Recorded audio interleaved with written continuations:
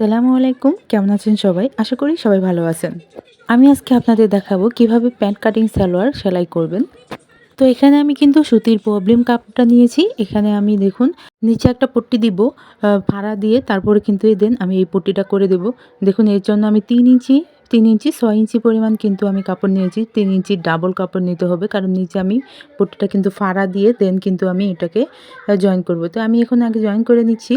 তো এখানে কিন্তু আমি নিচের পট্টিটা আগে জয়েন করে নিলাম। তো ভালো করে খেয়াল করে দেখবেন, এটা কিন্তু আমি সোজা সাইডে কিন্তু জয়েন করে নিচ্ছি। এটা আমার জয়েনের পরে কিন্তু যখন আমি এটা উল্টাবো তখন কিন্তু আমার সেলাইটা উল্টা সাইডে চলে যাবে।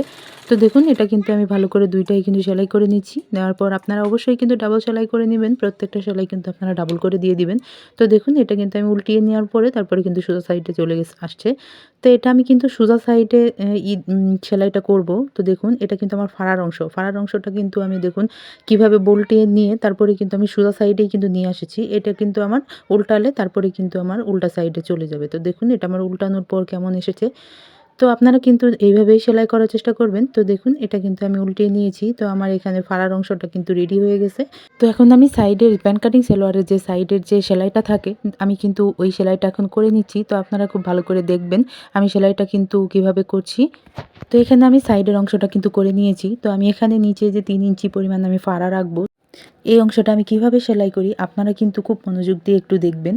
তো দেখুন এখানে কিন্তু আমি আবার কিন্তু এটাকে উল্টিয়ে নিচ্ছি, কারণ এটা সোজা রাখা পর্যন্ত কিন্তু আমি সেলাই বুঝতে পারবো না। তো দেখুন এখানে আমি যেই জয়েন্টটা করে নিয়েছি ঠিক সেই পর্যন্তই কিন্তু আমি সেলাইটা নিয়ে আসব, তার নিচে কিন্তু যাওয়া যাবে না। তো আমি সেলাইটা পর্যন্তই কিন্তু করে নিয়েছি। নেওয়ার পর তারপরে দেখুন আমি এটাকে আবার উল্টিয়ে নিব।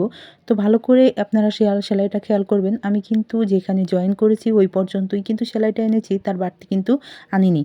তো দেখুন এটা কিন্তু আমি উল্টিয়ে নিচ্ছি। নেওয়ার পর দেখুন আমার ফাড়ার অংশটা কিন্তু আমার চলে এসেছে। তো আপনারা ফিনিশিংটা দেখেন, এটা কিন্তু আমার ফাড়ার অংশটা। তো এটা কিন্তু আমার হয়ে গেছে, রেডি হয়ে গেছে। তো নিচে আমি এখন এটা চাপ সেলাই দিয়ে নিব। তো আগলা যে পট্টিটা আছে এটা কিন্তু আমি একটুখানি ভেঙে তারপরে কিন্তু আমি এটাকে সেলাই করে নিব।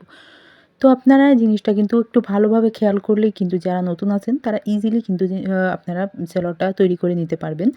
তো দেখুন এখানে আমার সেলাইটা কমপ্লিট হয়ে গেছে। তো আমি সাইড দিয়ে কিন্তু একটুখানি কেটে নিব। কারণ হচ্ছে এটা যদি আমি একটু কেটে না নিই, সাইডের যেই চাপ সেলাইটা আছে এটা কিন্তু আমি এক সাইডে এক সাইডে করে তারপরে কিন্তু আমার এটা দিতে হবে। যদি আমি একটু কাটিং করে না দেই তাহলে কিন্তু এটাকে আমি সেলাই করতে পারবো না। তো দেখুন এখানে কিন্তু আমি মাঝখানের যে চাপ সেলাইটা আছে ওটা কিন্তু দিয়ে নিচ্ছি। এটা হচ্ছে প্যান্ট কাটিং সালোয়ারের মূল যেই উদ্দেশ্যটা, মানে মূল যেই সৌন্দর্যটা, এটাই কিন্তু হচ্ছে মাঝখানের এই সেলাইটা। তো দেখুন এখানে আমি একটু সুতা ছিল, আমি একটু কাটিং করে নিচ্ছি। তো সাইডের যে এক্সট্রা কাপড়টা ছিল ওটা কিন্তু আমি এখন কাটিং করে নিয়েছি।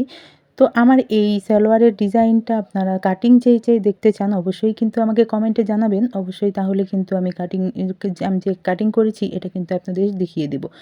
তো যারা নতুন আছেন আশা করি তাদের জন্য খুবই হেল্পফুল হবে। তো আপনারা খুব ইজিলি এই প্যান্ট কাটিং সালোয়ারটি তৈরি করে নিতে পারবেন। তো দেখুন এখানে কিন্তু আমি হাইয়ের অংশে চলে এসেছি। আমার কিন্তু সাইডের কাজ শেষ। এখন কিন্তু আমি হাইটা সেলাই করব। তো দেখুন এখানে কিন্তু আমি হাইয়ের অংশ সেলাই করে নিচ্ছি। অবশ্যই কিন্তু আমি এখানে ডাবল সেলাই করে দেব। তো আপনারা হাইয়ের অংশের কিন্তু জানেন যে ডাবল সেলাই লাগে। এখানে কিন্তু খুবই রেয়ার হয়। তো এখানে কিন্তু আমরা ডাবল সেলাই অবশ্যই করে দেব। তো দেখুন আমি অপর পাশটাও কিন্তু আমি করে নিচ্ছি। নেওয়ার পর এখন কিন্তু আমার নিচের যে হাইয়ের অংশটা আছে এটা কিন্তু এখন আমি সাইডটা সেলাই করব। তো সাইডটা সেলাই করার আগে আপনারা একটা কাজ করে নেবেন। মাঝখানের যে সেলাইটা আছে এটা কিন্তু আপনারা দুই সেলাই ধরে তারপরে কিন্তু নিডেল অংশটা কিন্তু আগে সেলাই করে নেবেন। তাহলে কি হবে, আপনারা যখন সাইডটা সেলাই করতে যাবেন তখন কিন্তু হাইয়ের অংশটা কোনো আকপিস হবে না। আপনারা খুব সুন্দরভাবে সেলাইটা করে নিতে পারবেন। তো দেখুন আমি কিন্তু সাইডটা সেলাই করে নিচ্ছি। সাইডটা যখন সেলাই করে নিচ্ছি আমি কিন্তু খুব ইজিলি কিন্তু সেলাইটা করে নিয়েছি। আমার কিন্তু কোনো রকম কোনো অসুবিধা হয়নি, কোনো আকপিস হয়নি। তো দেখুন এটা কিন্তু আমি খুব ভালোভাবে করে নিয়েছি। সাইডের সেলাইটা অবশ্যই কিন্তু আপনারা ডাবল সেলাই করে দিবেন। তো আমি কিন্তু এখন এলাস্টিকের ঘরটা তৈরি করব। এলাস্টিকের ঘরটা তৈরি করার জন্য আমি কিন্তু আগে থেকেই 2 সুতা পরিমাণ আগে সেলাই করে নিচ্ছি। তো দেখুন আমি কিন্তু 2 সুতা পরিমাণ আগে সেলাই করে নিচ্ছি। নেওয়ার পর কিন্তু আমি রাবারটা এলাস্টিকটা কিন্তু সেলাই করে দিব। তো এলাস্টিকটা জয়েন করার জন্য কিন্তু আমি এখানে এলাস্টিক নিয়ে নিয়েছি। তো এলাস্টিক নেওয়ার পর এখানে আমি কিন্তু কোমরের মাপ অনুযায়ী 4 ভাগের 1 ভাগ কিন্তু আমি এটা দিয়েছি। যেহেতু 40 ইঞ্চি কোমর, তো এটা কিন্তু আমার লুজ কোমরের মাপ। তো লুজ কোমরের মাপ যেহেতু 40 ইঞ্চি, সেই হিসাবে আমি 10 ইঞ্চি পরিমাণ কিন্তু এলাস্টিকটা নিয়েছি। নেওয়ার পর আমি এখন এলাস্টিকটা জয়েন করে দিব। আপনারা যারা আমার চ্যানেলে নতুন আছেন অবশ্যই কিন্তু আমার চ্যানেলটি সাবস্ক্রাইব করে দিবেন, আর ভালো লাগলে অবশ্যই একটা লাইক করে দিবেন। ফেসবুক থেকে দেখছেন তারা কিন্তু অবশ্যই আমার পেজটি ফলো করে রাখবেন, যাতে আমার ভিডিওগুলো, নতুন নতুন ভিডিওগুলো আপনারা সবার আগে পেয়ে যান। তো দেখুন এখানে কিন্তু আমার এলাস্টিকটা কমপ্লিট হয়ে গেছে করা। তো আমি এখন এখানে এলাস্টিকের ঘর যে করেছিলাম ওটা কিন্তু আমার 2 ইঞ্চি পরিমাণ আমি রেখেছিলাম কাপড় এক্সট্রা। তো দেখুন এখানে কিন্তু আমি এলাস্টিকটা বসিয়ে নিয়েছি। নেওয়ার পর তারপরে কিন্তু আমি সেলাই করে নিচ্ছি। তো দেখুন এলাস্টিকটা আমি কীভাবে সেলাই করছি, তো আপনারা একটু ভালো করে খেয়াল করে দেখবেন যে আমি এলাস্টিকটা কীভাবে লাগাচ্ছি। তো এলাস্টিকটা কিন্তু আমি পুরোটাই আগে জয়েন করে নিচ্ছি। তো পুরোটা জয়েন করে নেওয়ার পর তারপরে কিন্তু দেখুন এলাস্টিকটা কিন্তু ছোট হয়ে যাবে আস্তে আস্তে। তখন কিন্তু আপনারা এলাস্টিকটা ঠিক এভাবে ধরে তারপরে কিন্তু কাপড়টা ভিতর দিকে দিয়ে দিবেন।